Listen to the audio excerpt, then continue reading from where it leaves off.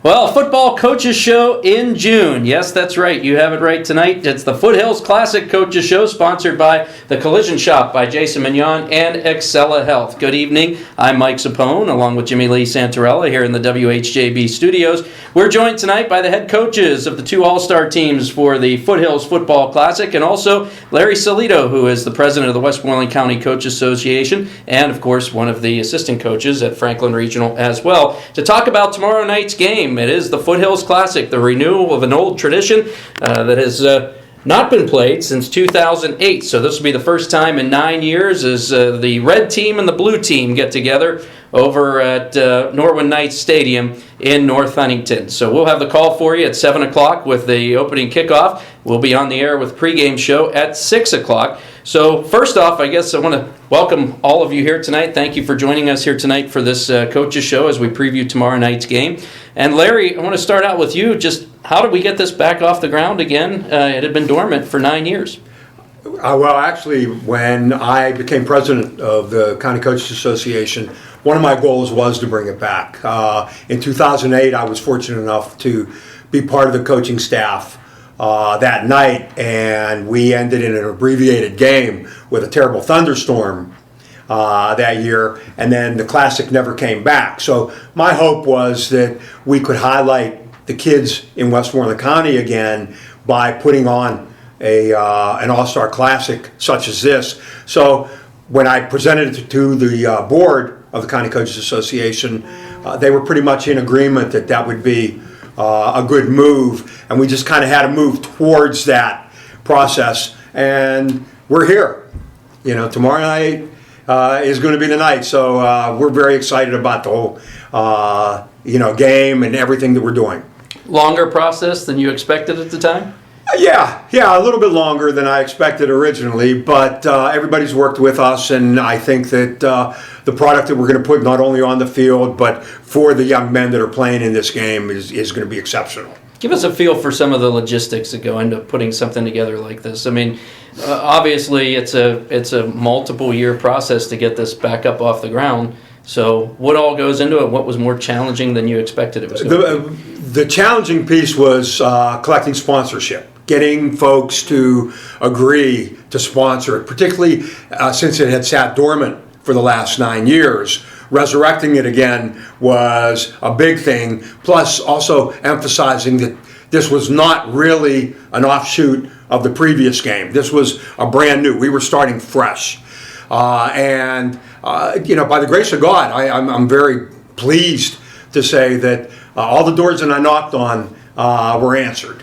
Everyone that we approached, everyone that we reached out to were very, very kind, very open to the process, very excited about putting this together, and very happy that it was an all-county football game instead of a mixed the way it had been in the past. This is completely Westmoreland County ball players, and we believe, I think the coaches will agree, that we've picked kind of the cream of the crop here in Westmoreland County to play tomorrow night. You know, Larry, you've had a lot of help with sponsorships. You want to talk about your sponsors? Yeah, our three main sponsors who have been tremendous, and I can't appreciate or say enough about them, are Barrow Automotive. I was fortunate. I've been friends with Lee. We played at Pitt together, so we've been friends ever since we were undergraduates at Pitt.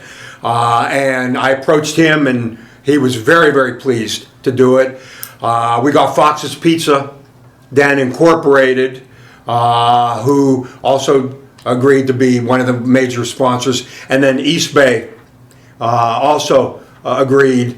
They're providing the game jerseys for the players tonight, along with other gifts for them. So there are three major corporate sponsors, and then we have some ancillary sponsors underneath, such as Black Bear Fundraising, and smaller subsidiaries that have also agreed to jump on board. But our three main are Barrel, East Bay, and Fox's. That's so important to get sponsorships like that. Tremendously important.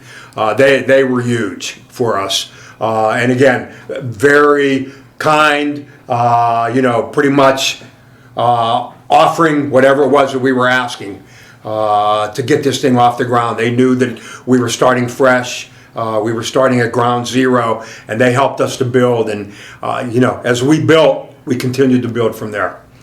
You're listening to the Foothills Football Classic Coaches Show, sponsored by the Collision Shoppe by Jason Mignogna and Excella Health. Joined tonight by Larry Solito, who you just heard there, the president of the Westmoreland County Coaches Association. Also, the two coaches of these all-star teams in tomorrow night's game. That's Muzzy Colosimo from Valley High School and Greg Botta from Franklin Regional. So, Greg and Muzzy, when this all started to come together, as head coaches in the area, what's your reaction? Obviously, this is something the Coaches Association got behind pretty quickly and pretty easily, it seems. Why? What is the importance of a game like this from your perspective as head coaches?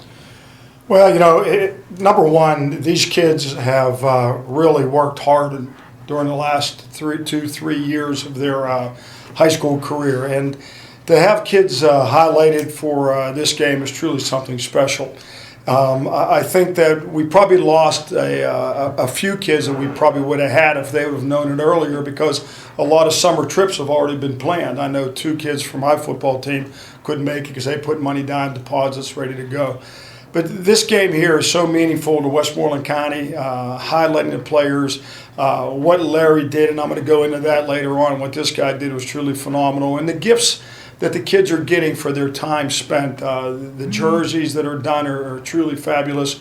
He has gifts for the kids. There was a media day. We had a introduction day. We're having a banquet.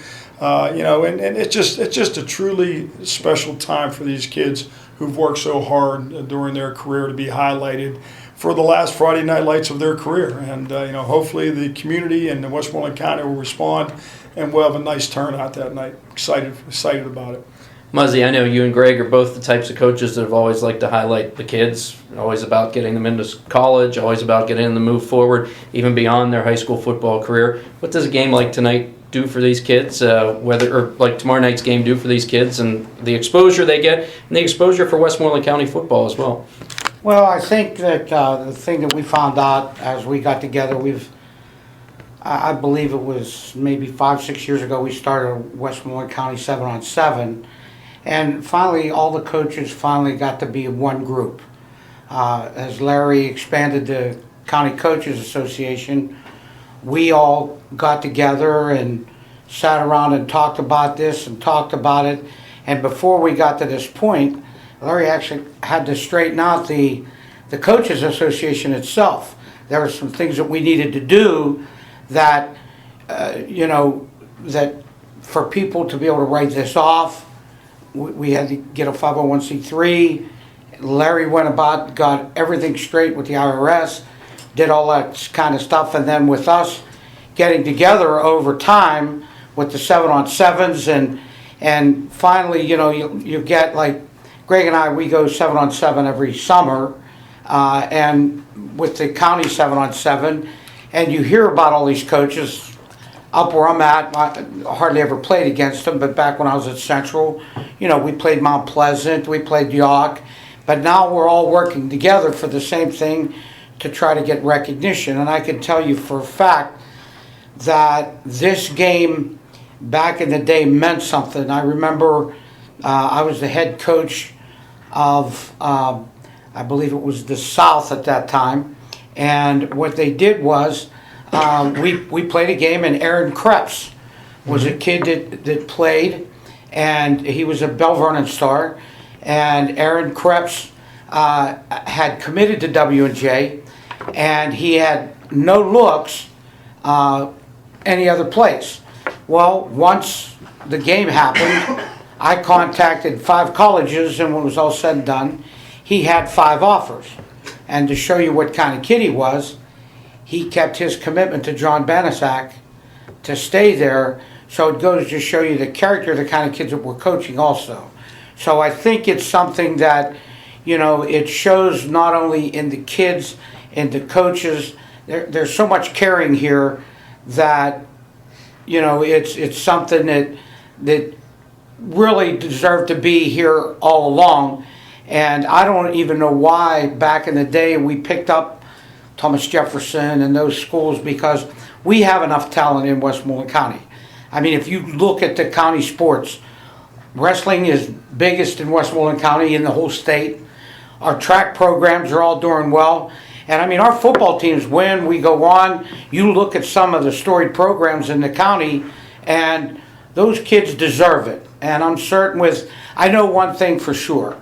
Greg and I have worked on the same staff under Abby Morrow. We've stayed close friends. We both care about the kids. There'll be no crap going on with blitzing and doing all the stuff that you're not supposed to do, because I believe he is a great coach, but more so than that, I believe he's a better man, and he's the kind of person you want your kids to be around. So to me, that's what this is about. And when you think about it, not just Muzzy and myself, these coaches in Westmoreland County are all character individuals. I can go up and down the list, the guys that I have, Roy Hall, John Ruane, Dave Brzezinski, guys that he had, Rich Bowen, Dave Kiefer. I mean, they're just class people, and they do things for the right reasons. And, these people all got involved to make this game work. And, we are all friends, and this is one reason why this game is able to come about. On Friday night, yeah, we both want to win, but we'll stay within the rules of the game in order to make it competitive and for the fans to have fun, and more importantly, for the kids to have fun. Number one thing for these kids to do is to stay safe. We don't want anybody getting hurt. A lot of these kids, you can look at the list, are going on to play college football. I'd be sick. I know Muzzy would be sick if something happened. So we're going to reiterate all week about rules, safety within the game, play the game with great sportsmanship, and have fun and enjoy yourself. And I think that's what it's all about. I think that's one of the biggest things that I always tell when I was coaching baseball about the big thing. You know what? This is a game. Game's supposed to be fun. That's the bottom line. Yeah. Absolutely. And when we were planning this, one of the big questions was, how do we choose head coaches? How do we move forward? Because it is such a close-knit unit here in Westmoreland County. For me, to be perfectly honest with you, sitting between these two men this evening, it was a no-brainer. You have two class individuals who are state Hall of Fame coaches who produce great athletes, great young men, send them to college, do all the right things. There was no question. And I knew that by choosing these two men, they would choose staffs that were impeccable. And if you look at the coaching staffs on both sides, there's no lapses. These guys are very, very good. They're well known. They're collectively strong, not only in character but in football. And I think that to start off again fresh, the way we're doing, this was the best possible scenario. I couldn't have asked for anything better than this. Mike, you have a list of the assistant coaches there too. Yeah, you moved down the list. Obviously, you have head coaches from all across the area that have come together. Muzzy, your coaching staff has your son, Will Colosimo, of course, Frank Blair from Valley, Dave Kiefer, who had a little bit of a turnaround season last year at Greensburg Salem, Mark Kiefer, Rich Bowen at Hempfield, and Tim Sweeney from Derry. So, and what a resurgence they had. I mean, what an incredible story Derry was this year. I think that's one of the things that's neat to see is we're seeing some programs pop up all across the area, and we're seeing the Derrys and some of the other programs really start to contribute a lot more and have an opportunity to do more across the WPIAL and compete in the WPIAL. What is the benefit of a cohesive coaches association? You were talking a little bit about Larry's efforts to kind of get things back on track. What does it do for Westmoreland County football when you guys as a group of coaches are all on one page moving forward, advancing the sport? Well, I think that to better the community and better the county, we have to get everybody involved. And there was a move, the last meeting, that we started something in basketball. And one of the points, I think Bo Ruffner, who I think is a class individual, was in Mount Pleasant for a long time, he brought up, we can't expect these coaches to be involved unless they have an interest. So we're starting something in basketball. So hopefully now we'll get more basketball people involved. Next thing we'll probably try to do something about baseball in the future. And then when you got people there for the right reasons and it becomes a close-knit group, then you're not there just for your sport, but you're there to promote all the sports. You know, like the wrestling tournament that was in Franklin Regional for the last few years. I mean, you see a number of different people working that, you know, and I think if everybody's there for the right reasons, you'll see an increase in participants. You'll see people wanting to be involved in the sports more, and it'll just be self-promoting down the line. So tell me about what Larry did. I know you alluded to it a little bit earlier, that you could go on and on a little bit with some of the efforts that he's put into place.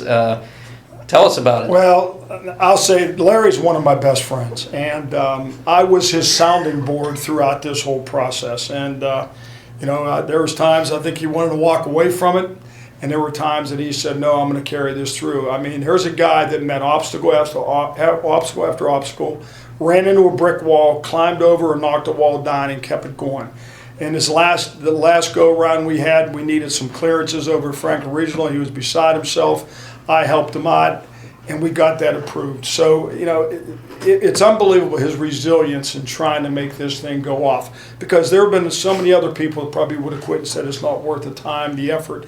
You know, how he did his practice, how, you know, he shortchanged me during football for the last couple of months. I'll throw that out there, but, you know, but that's okay, because, you know, we were able to make it work, and I know all he wants to do basically is get back on the field and coach again.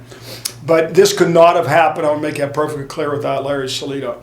And when it goes off, I'm sure he's going to have a smile on his face from year to year because of what he has done and what he has accomplished. So kudos go to him for everything he's done, from uniforms to sponsors to players to nominations. The process was great the way we all did it. We sat in a room and did it together. But he's the man behind it all, and he's the driver of the car, and he deserves a lot of kudos for what he's done. So we started to go through the assistants on this staff, and you guys put your staffs together. So, Muzz, when you look at your staff, tell us about that group of guys and what stands out about some of those guys that you put together on your group. Well, I think, you know, we were at a WPIO meeting, and they were talking about dinosaurs. And I realized that I was one of those dinosaurs, because I don't believe in throwing the football. And so it was absolutely the best thing I could do, hire a guy like Rich Bowen, who he lines up and spread every game, and he's able to throw the ball around, so that was an easy choice.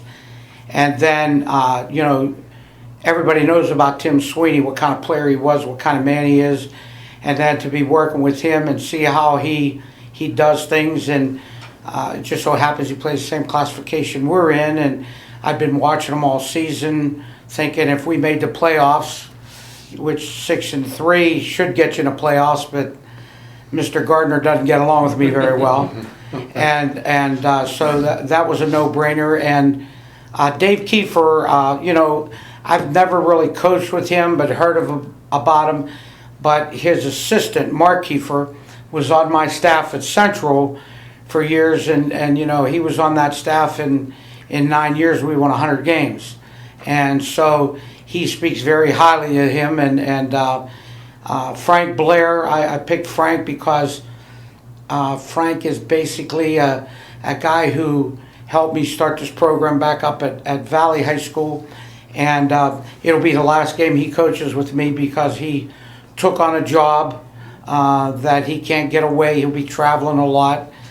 And, you know, my son Will, he's at a crossroads in his career that I don't know if he'll be coaching anymore after this year, because he's finally graduated from college and is looking to get a job. And, you know, when I got suspended at Greensburg Central Catholic, he coached a game, and people didn't realize I wasn't there, because he likes to run the ball also. So it'll be kind of special. Might be the last time the two of you get to be on Yes. the field together, on the sideline together, depending on what goes on. I have a feeling he won't get the football out of his system, though, completely. It's a family thing, I think. So, Greg, when you put your staff together, of course, Larry, you go a long way back with Larry. Chris Capozzi on your staff at Franklin Regional. You got Roy Hall at Jeanette, Ryan Ritz from Jeanette, Dave Brzezinski from Norwin, and John Ruane, who, of course, you play every year played the last couple of years at Penn Trafford, last year anyways, with the renewal of that. So tell us about that staff and what stands out to you about that group of guys that you put together. Well, when you look at your staff, you know, you want quality people, and there's a number of different people to choose from.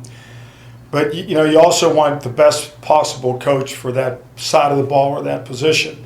And when I thought of offense, I thought of John Ruane. I've got to know him very well over the last 3 or 4 years. He's a class individual. Stopped over the house the other day, dropped off some stuff. We talked for a long time. He and I do things the same way. It's like having a younger clone of me there. And he's going to have a bright, bright future in this game. There's no doubt in my mind. His mind's sharp. He understands it, and he's really going after this gung-ho too. I've gotten to know Dave Brzezinski. I think he's a wonderful individual, just a class man. He's doing the right things at Norwin. You saw that program turn around a little bit, and he's going to be highly successful. I expect good things from his football team this year. And he's a defensive guy. He's like me. And I figured, what better guy to have on your side who loves the defense as much as you do and knows it, and he'll sell his soul in order to make the best defensive team he possibly can. I've got to know Roy Hall. I think he is a superhuman being, and what how he does things and what he does for the boys at Jeanette, that is just an admirable thing that he does. And he uses his own money. He spends so much time with the boys. He takes them places. A lot of us don't understand the situation Roy's involved with and what he does to make it work. And he's a motivator of men. And and that's why I picked him. I just think those 3 guys are tremendous. It's Chris Capozzoli, is how you say his name. And he's my offensive line guy. He's my offensive coordinator. And he's a line guy, and you need a good line guy to whatever level you're at. You need somebody to teach his kids how to block within 4 or 5 days. To organize a football team and to be on the same page takes a lot of small parts working together to make it work. And I think Chris is the right one. Ryan Ritz, I've known his dad for a long time. He played up at IUP where I did, and I think the world of his father. And I've got to know Ryan, and he is a young mind that's going to be in this game for a long time. And he works well with kids, and he's a class individual. And I asked him to coach, he jumped on with both feet and said, "Coach, I'm ready, please. Thank you very much." And I can't say enough about Larry. He's my special teams guy. He has all the special teams. If they score, it'll be his fault, and if they don't score, it'll be his fault. But, he needs to coach in this game because of what he did. And he can't wait to be back on the field again to do it, and he'll have the special teams working quite well. And, just glad to have him. On a personal note, you talk about Roy Hall. Roy and I go back to when we were kids, and what you said about how special he is, believe it or not, he was like that when he was younger. We played on a baseball team, a softball team together, and he was probably right out of college at that time, and I'm a little bit older than him, as you can tell, but he was the same way. He just took command of that team and just taught and coached, and he was a player. He played first base, and the only thing people will always remember about Roy is he always had a smile on his face, no matter what. He just a perpetual smile. He was just a nice guy. Still is. And you think about these guys. Each one of these guys, his staff and my staff, Muzzy's staff, they use football to make these kids better because football teaches life. And these guys do it for the right reasons. They will become better human beings through the game of football. I strongly believe that. And it's a shame that the numbers are dropping because I think football teaches kids so much. And this all-star game and how it's going to be presented and the class with which it's presented with, these kids will remember this all their life. My son played in this game, and he has still some friends from this game when he played in it back in 2000, So it's a good thing it's happening here. So Larry, was this some kind of cruel joke to put a defensive guy and a running game guy in charge of a high-flying all-star game? Is it just trying to get them uncomfortable out of their comfort zone? It's just the way things kind of ferreted out, and I think it's going to be a good thing the way it came together like that. Well, you have to throw the ball 40% of the time. Yeah. Right. Yeah, so we have And I can't count to 40, so we're in deep trouble. I have a feeling Rich Bowen's going to be calling all those plays, right? 40% of the plays we can guarantee are going to be called by Rich. But no, it's great that we have you guys here, 2 Hall of Fame coaches, and certainly have earned the stature that you have in the Coaches Association, as well as the opportunities in this game and the Big 33 and all the other opportunities that you've had as well, Greg. So we're going to take a quick break. This is the Foothills Classic Coaches Show, sponsored by the Collision Shoppe by Jason Mignogna and Excella Health. We'll be back with more with Larry Salito from the Westmoreland County Coaches Association, Greg Botta, Franklin Regional Head Coach, and Muzzy Colosimo, Valley High School Head Coach, right after this on WHJB. Welcome back to the Foothills Classic Coaches Show, sponsored by the Collision Shoppe by Jason Mignogna and Excella Health. We're getting ready for tomorrow night's Foothills Football Classic over at Norwin Knights Stadium. Make sure you stop over and check out the game. Should be a great showcase of all the local talent from Westmoreland County. 7 o'clock kickoff. We'll have airtime at 6 o'clock right here on WHJB. I'm Mike Zapone, joined by Jimmy Lee Santorello. We're also joined by Larry Salito from Franklin Regional, one of the assistant coaches at Franklin Regional and also the president of the Westmoreland County Coaches Association. Muzzy Colosimo, of course, former Greensburg Central Catholic head coach and now Valley High School head coach up in New Kensington. And Greg Botta, the longtime head coach at Franklin Regional, who is also coaching the Big 33 game this year as well. So, Greg, this has been kind of a wild off season. You've had to juggle 2 different all-star rosters and practices and setting up schedules.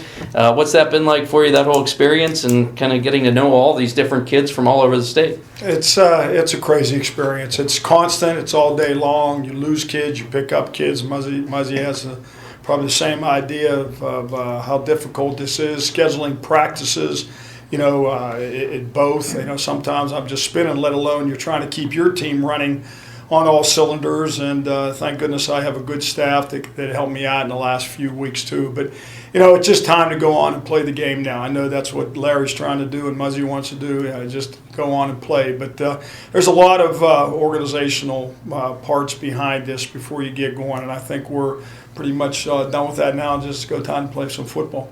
So what do you do? What's the goal of a week of practice for an all-star game? Obviously, there's some types of things that you want to install because they have to know what's going to be going on Friday night. But also, is it just about getting guys a little bit into football shape? What goes into what you want to accomplish this week? Well, hopefully, I'll let Muzzy talk about this too, but, these kids are all going on to school. They better be in shape, but they're still not in hitting shape. But you got to be careful how much hitting you do. We did one day this week. That's all we did, one day hitting. But I went to the East-West game on May 7th, and Matt Hubbard from Bell Vernon was the offensive coordinator, and it was a lot of problems with the offense because of 4 days of practice. That's all they had.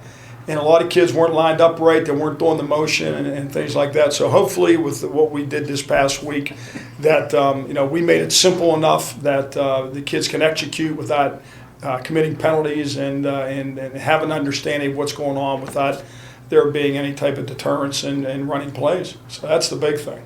Muzzy, what was your goal with the week of Well, I practice? just worry about, I don't know if you saw the movie The Replacements.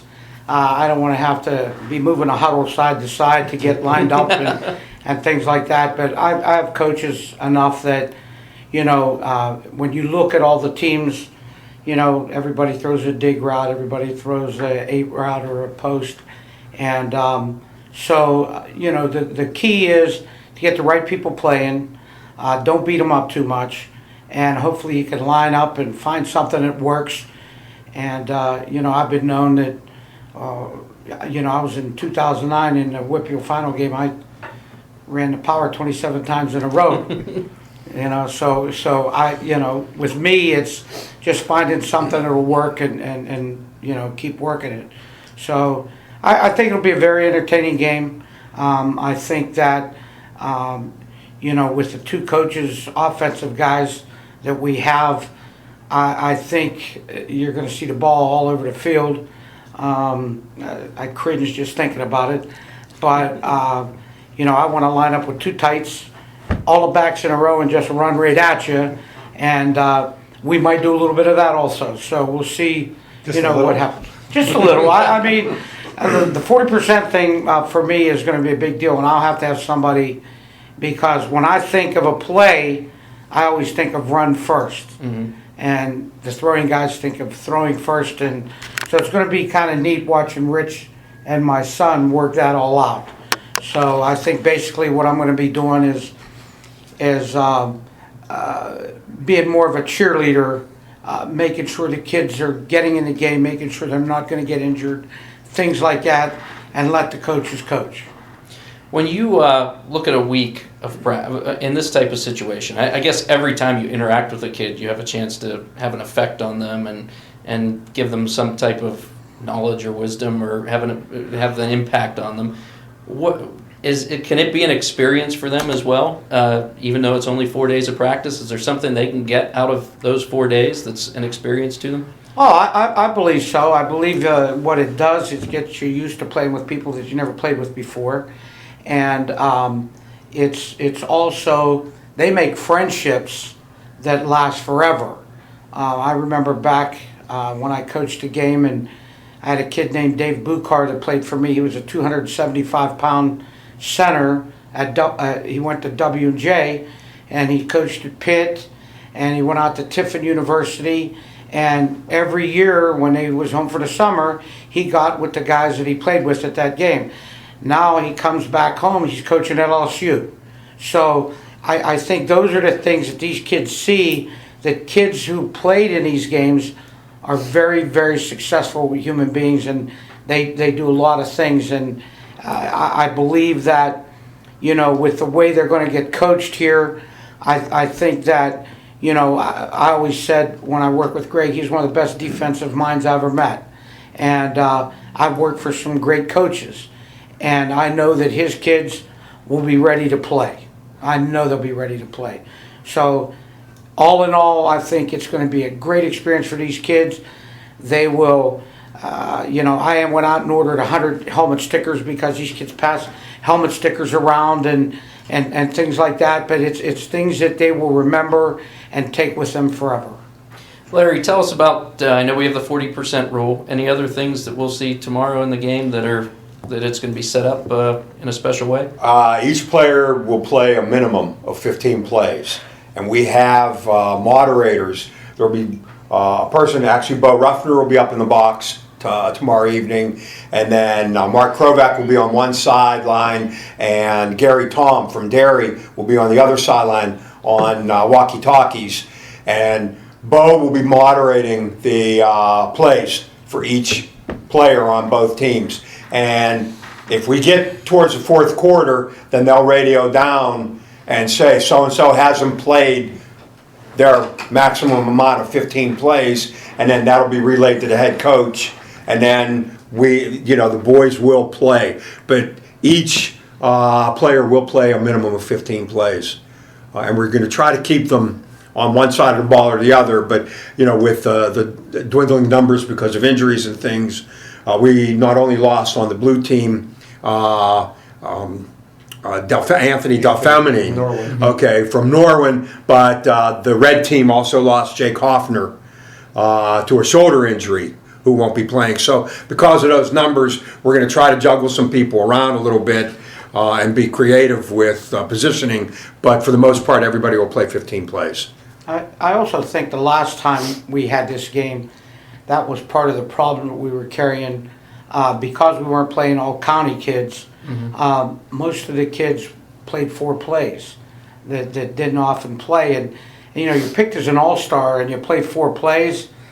I don't know if that's really an all-star. Right. And it's bad because we touted it as a county game, and it really wasn't a county game. It was more, everywhere else. And, I know that my loyalty to my kids and Greg's loyalty to his kids, you want to play those kids. So when you would have a head coach from TJ's, or somewhere else, they're going to pick more of their kids than anybody else. And you understand that because you know what those kids can do.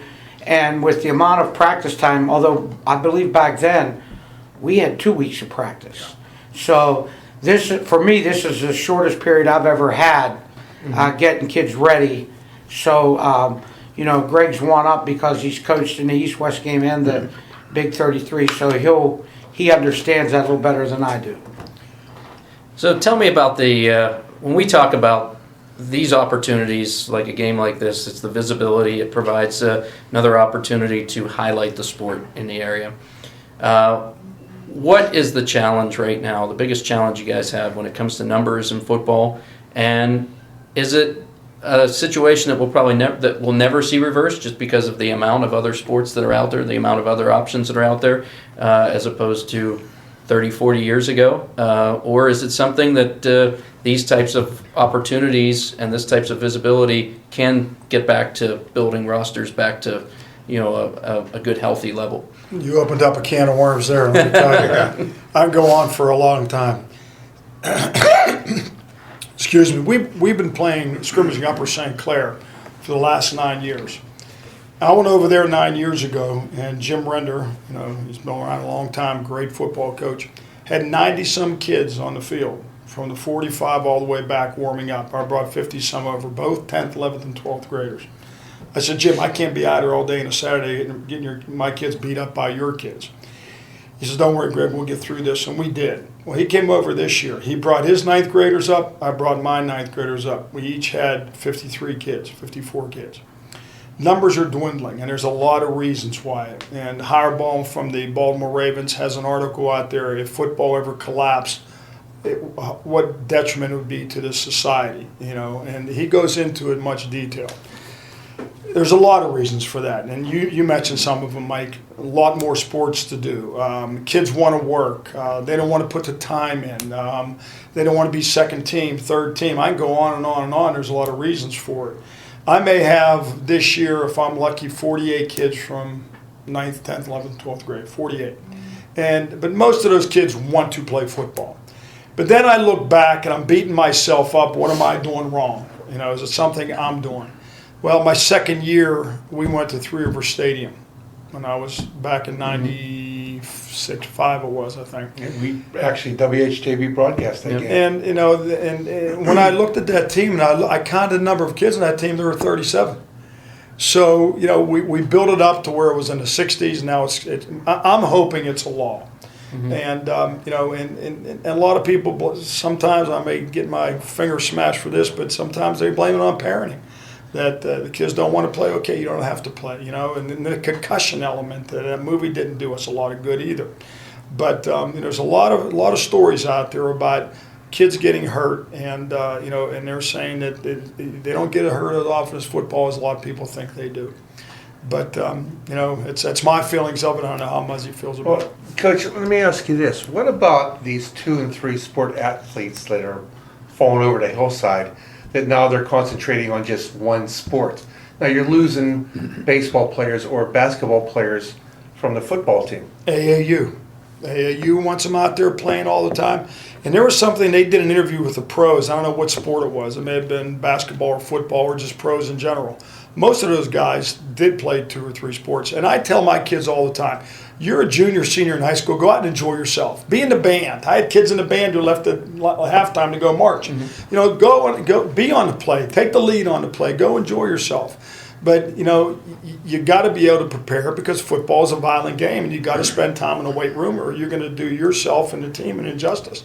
So there is a time where you just got to start focusing. I believe in the pyramid effect. When you're young, do everything you can. As you go up that pyramid, find a sport that you're going to maybe go and get some money to play in college, or that you really enjoy. You may not go get money to play football, but go enjoy it. And isolate as you get closer in age to the top. But senior, junior year, go out and have fun. But you got to really, you got to put time into the sport if you're going to play it. Muzzy, what are your thoughts on? Well, I've always coached at smaller schools, so we've always had to share athletes everywhere. And when I was at Central and now at Valley, we've had a lot of 2 and 3 sport lettermen. I think competition is the greatest thing in the world, and I don't see anything wrong with missing a weight room session for a kid to go play basketball. We had actually 3 kids play in the band this year, and actually one of my kids is going to Grove City College, and they had a hard time figuring out how to get him a schedule because they've never had a kid play in a band and be a football player at the same time. And so, and he's going to be playing in the game, but it's different.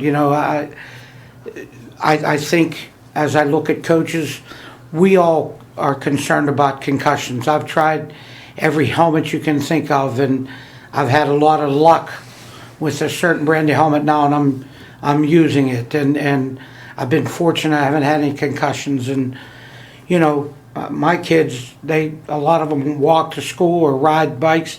I've had a couple of kids go over to handlebars and get concussions or separate their shoulders, and so I think there's a lot of reasons for football to be going down, but I think once you build it, it'll stay, and I think once you keep it going, football will come back, because everybody who plays a sport, usually the parents think their kids are Division I, so they all think they're going to get money, and as long as there's money out there to be gotten, then I believe you'll see kids playing sports. And I said it today at the awards assembly at our school. People didn't know Valley was part of Westmoreland County, and the Westmoreland County Coaches Association gives away 2 $1,500 scholarships and 5 $1,200. In 4 years, we got 1 the first year, we got 2 the second, 3 the third, and 1 this year. And football-wise, I got 3 scholarships the first year, 5 the second.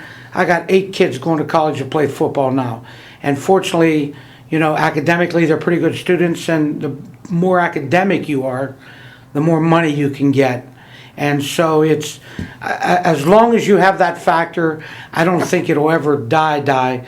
I just feel that a lot of our smaller schools, which we are considered one of those, financially the school districts get strapped, and those kids end up either combining with another school, or the kids just figure, we don't stand a chance anymore, because some of them programs go down and they never come back. And if you look around at the schools that have dropped football, Mon Valley Catholic, 2 years after they dropped football, school closes. So, these are things that keep things going, and you just don't know where it's going to go. But I think as long as you got the right people promoting the game and coaching the game, I believe it won't die. You brought up a little bit of it in your last answer there, but you're going to be coaching teams, and you've both had great success in getting kids into college and getting kids to play at all levels beyond high school. There's so much coverage anymore. It's now become a 24/7 news cycle of recruiting coverage, so everybody thinks that they know everything about the recruiting process and everything that goes into it. You guys have worked with coaches. You've seen it from both levels, from all levels and all angles.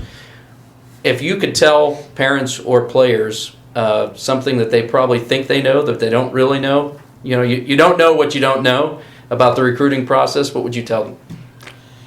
Here's a fact that we looked at in my yearbook. I listed every kid who is now playing college football in the program. On the other page, I have the kids who completed 4 years at that university.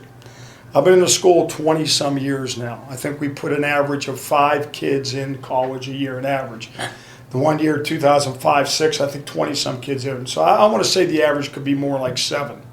So you take 7 times 23 and you got a number. 33 kids played 4 years of football from that from that school, which means many go on to play football. Very few continue for 4 years. And most of those kids who played for 4 years are kids who are getting their education paid for at the Division I level. Division III level, my son went to Carnegie Mellon. He said he has the biggest class that he ever went to. 42 came in for his freshman class. They finished with 9 kids.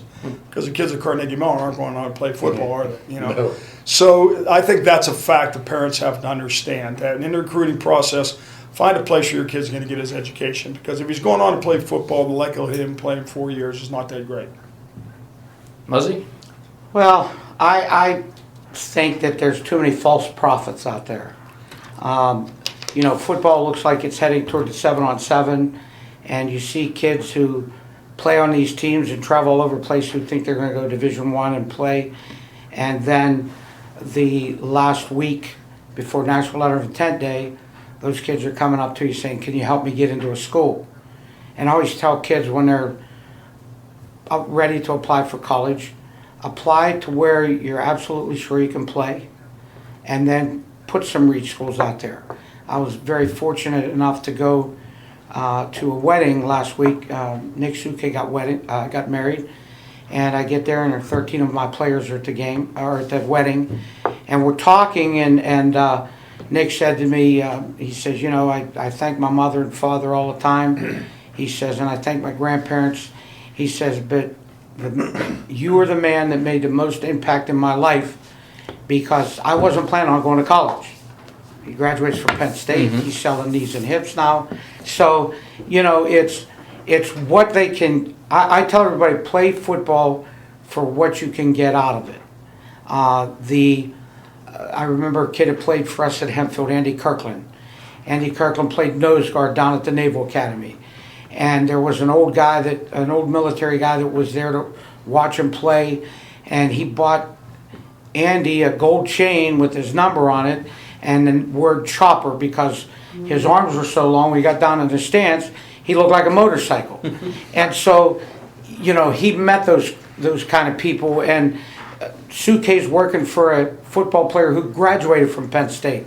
So there's a lot of things that can happen to you because of the people that you meet and the people whose paths you cross. And I think it's the greatest thing, because one thing everybody can say, if you're coming out of football, they know you're a hard worker. Very true. And also, they know you're a competitor as well. You're a competitive type of person, a driven type of person. And I look at this roster here for both of these teams, and I see a long list of names. I mean, and for as much talk as there is about all-star games and whether kids should play in them, whether they shouldn't play in them, you guys got a lot of guys that committed to do this. I mean, I would imagine that when the opportunity came up, you were able to get kids pretty easily.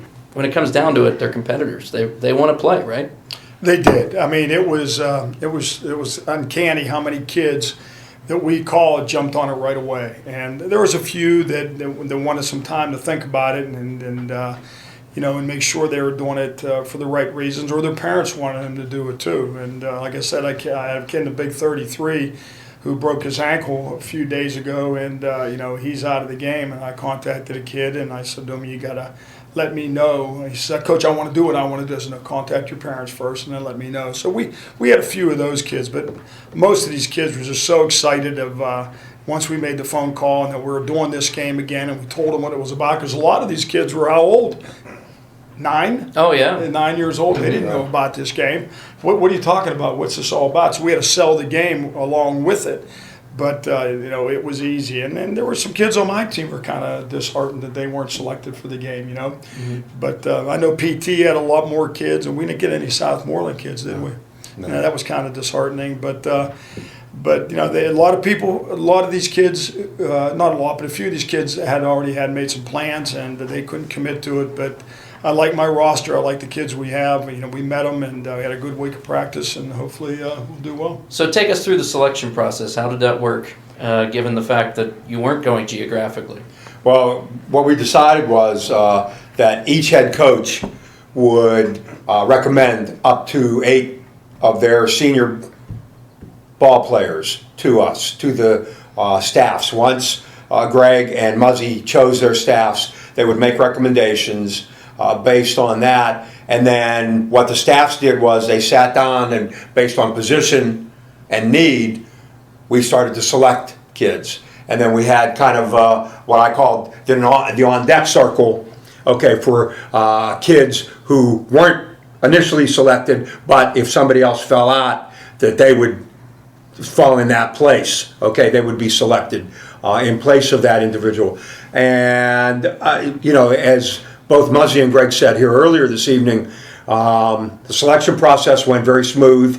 The coaching staffs, there was very little arguing or bickering. I mean, people sat down, we focused on the choices, what positions needed to be best addressed, and we went to work one night in Gianelli's, and at the end of the evening, both teams came out with 2 squads that were set and on deck circles for kids to replace. And when we had kids fall out, then we contacted the kids on the on deck circles, the players there, and they were more than graciously thrilled to be part of it. So it worked out very well. Well, and you ended up with a group that we've seen many of these kids play over the last couple of years on our broadcasts, and I know there's some great talent on the field tomorrow night, and they should put on a great show, which should help many more Foothills Classics in the future. Larry Salito, thanks for coming in tonight, and Greg Botta and Muzzy, thanks for coming in tonight as well. We appreciate your time this evening. Look forward to watching you guys on the field tomorrow night over at Norwood Knight Stadium.